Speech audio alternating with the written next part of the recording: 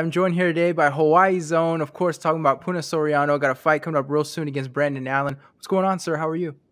I'm good. I'm good. Just chilling. Just had a hard wrestling, some good PT, and now we're here. How are you? I'm doing well, man, but I'm not the one that's currently accidentally cutting weight in a super hot car out in Vegas, man. So Yeah. I assume for you, like that, it's part of the process, sweating and getting getting hot in small spaces. Yeah, it's rough, man. Like I sweat a lot as it is. So the Vegas is here in summer. I mean, the summers here in Vegas are extra rough for me. Like I just die. Well, I assume, coming from Hawaii, a lot of people imagine like that's hot too. Like, is it not? Is it a different sort of, what is it? People say like the humidity gets you or something like that. Yeah. I don't know. It's different. It's different. I've never felt like I wanted to die back home, but every time I go outside here, I'm just suffering. There was someone in England, I think they put out a video of like an ice cream melting in like 20 minutes and stuff like that. But people out on the West Coast, I'm pretty sure like it's 20 seconds. Like 20 minutes is Oh, no ridiculous. doubt. Yeah, that's 20 minutes is good. That's a whole. You can enjoy the ice cream. You can't enjoy it here. Exactly, man. So right now, fight's coming up in July. What point are you at in your training camp? I assume you're paying attention to your weight a little bit. What's the process sort of look like at this point? Yeah. So weight's never really an issue for me. My day-to-day camp is the same thing. I'm just focusing on what I can do that day, and just making sure I'm hitting it my hardest. Doing the best I can, making sure I'm on time, and just being responsible for all the little things in my day. And so who are you, the coaches you're working with? I assume you're at Extreme Couture. Who are some guys that Mhm. you're working with? Yeah, so my coaches are Nate Pettick and Eric Nixick, along with all the other coaches at Extreme Couture that help guide us along the way. And then like training partners, I got Brad Tavares, Ty Gorder, um, Ryder Newman, still on the Ultimate Fighter. Um, I don't know, a bunch of other guys at Extreme Couture that help me out every day. So I have to know, with you training with a guy that's on the Ultimate Fighter, I know they have to, keep the lips sealed, not tell anybody the results. But as someone that's close to him, do you know the results? Like, has he leaked that to you? Um, Or what can you say with nobody getting in trouble? he did not tell me how he did. um, Allegedly, okay. allegedly. Um, no, it's funny though because he fought on the show Tuesday and he showed up to sparring and I just kept messing with him the whole time. Like, dude, you got to get out of here. You got to get to your fight. You got to get to the apex. What are you doing here? That's So got to be it's so fun. awful to just sit on that, right? I assume you want to For tell sure. everybody, and you don't know who you can tell that's going to keep their mouth shut. Yeah, definitely.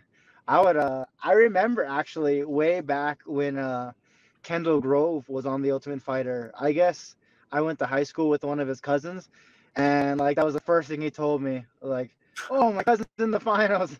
He's in the finals." So like I knew before, I don't know, everyone. Yeah. That's crazy. And you don't know what to do with this information because you're like, I know something other people don't, but it's like, what do you do unless you're a journalist? And even then, if you do that, like you're an asshole. So Yeah. I don't see what you can do with that one. No, yeah, not at all.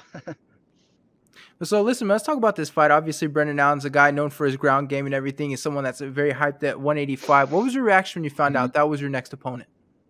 Yeah, I was excited, you know. I enjoy the harder competitions. I always love fighting people that are really good. So I look forward to the challenge. I look forward to everything he brings to the table, and I want to overcome it. I want to overcome everything he brings forward, and all the things that I'm afraid of that he brings forward. I want to overcome those fears and beat him just like everyone else.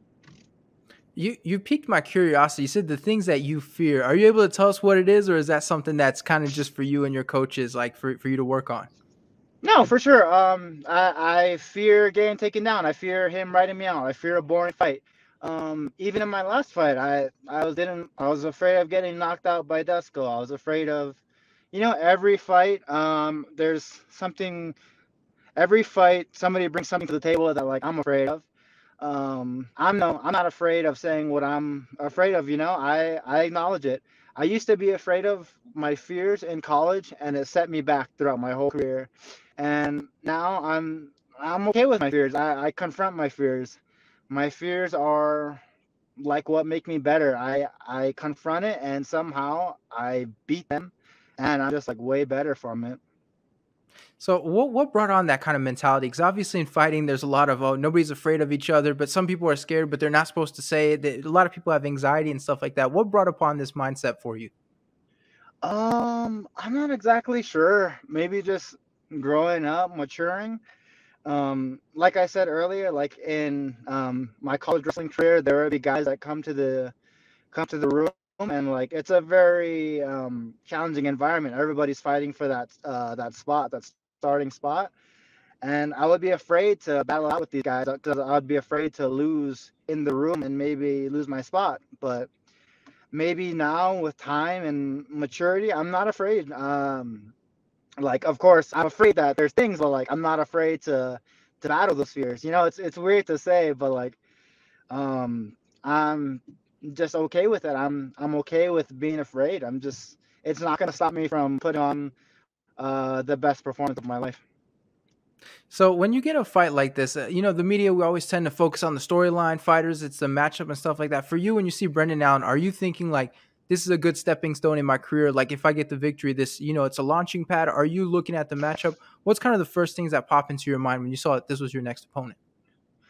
Yeah, for sure. With his name, there's a lot I can gain from it, but I've never really had that mindset for MMA.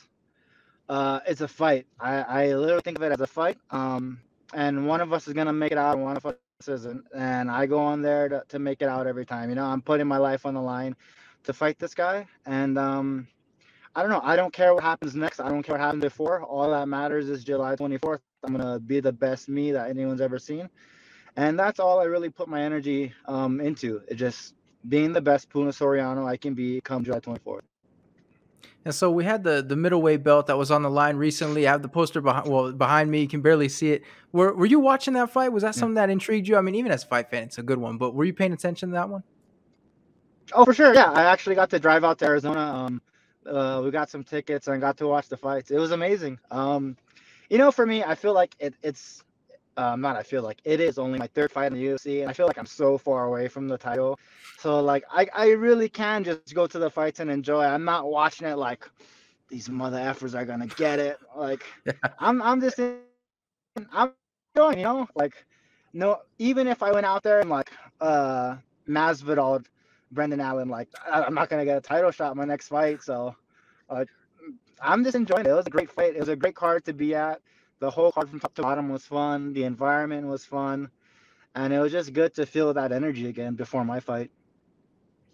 Have you ever talked to either one of those men in person? I believe Marvin was working with Dominance. I believe when that time you were working PR. Israel, are those guys you've talked to before? Yeah, I've talked to a bunch of them. I still talk to them to this day. Like I still try to like send them little messages and stuff here and there, like, hey, good luck, man, whatever, yada yada, and just little snippets here and there on Instagram and stuff. And I still try to be close, and I still feel like I'm kind of working for Ali in a sense. Like I still feel like I have that loyalty bond to all of his guys, and even to Ali, I still feel like I have that loyalty to him. It's weird. And even Israel, I've met him before. I've had conversations with him. He's super cool. I like him a lot. And I've been working with some of his coaches and stuff. I think Frank, the wrestling coach from Thailand's been here for the show and for some of his guys at PFL, and I've got to work out with them and their team. They're awesome. When you mention your coach Eric Nixick, I think a lot of people think of the heavyweight champion Francis Ngannou. Is that someone that you're able to work with, or is he? Because obviously he's a heavyweight, he's a gigantic man. Is that someone that you're able to get some work with in at all? Um, yeah, but it's not really like none of us are really getting better. It's like when he's sitting down after a hard round, I'll like jump on his back or something, like when he's not looking, I'll just try and sneak up on him. It never works in my favor. I always end up getting beat up, but it's just fun to play around with him. I feel like that would be a guy that'd be tough to train with, just because even him holding back his punching power is still gonna mess up a lot of guys, even without trying to. Yeah, and it's funny because normally like heavyweights, you can kind of play around, like not play around, but like um you cannot get hit by them because you're a little faster, or you should be Yeah. faster than them. But like Francis is fast. Francis is super fast, not just for a heavyweight. He's just fast, and it's super scary because like if you move, like I don't know, you can still run into him because he's just that big and that fast. It's like I don't know. So listen, man, getting back to this fight, I know fighters, they love this question, so I have to ask you, but how do you like the matchup for this one? I know everyone's always like, everybody's asking me about the matchup. We kind of have to, but how do you like it in this one? I love it. I love every matchup. I want to be the best draw when it comes to every matchup. I want to be the guy that people look at and is like, oh, that's not the fight for me. That's not the fight I want. And that's what I try to put forward in every fight. I try to stay in people's face. I try to hit them hard the whole fight, and I just try to break them. And that's what I plan to do in this fight. Same thing, no different. All right, one last question for you. It's an easy one. You've heard it a million times. You're going to hear it here as well. But how do you see yourself getting your hand raised in this fight? I'm not necessarily sure. I do see myself getting my hand raised, but I see myself putting it on him the whole fight. It doesn't matter what he gives back. I'm going to stay in his face and keep putting it on him. And I'm just going to do my best to be the best. I'm going to outfight him in every position and just go for the win. I'm here to win. All right, well, there we go. We look forward to it. It's definitely a very fun fight. Thank you so much for the time, man. I really appreciate it, especially you taking the time to sweat it out, making this happen. Of course. Thank you for having me. It was awesome.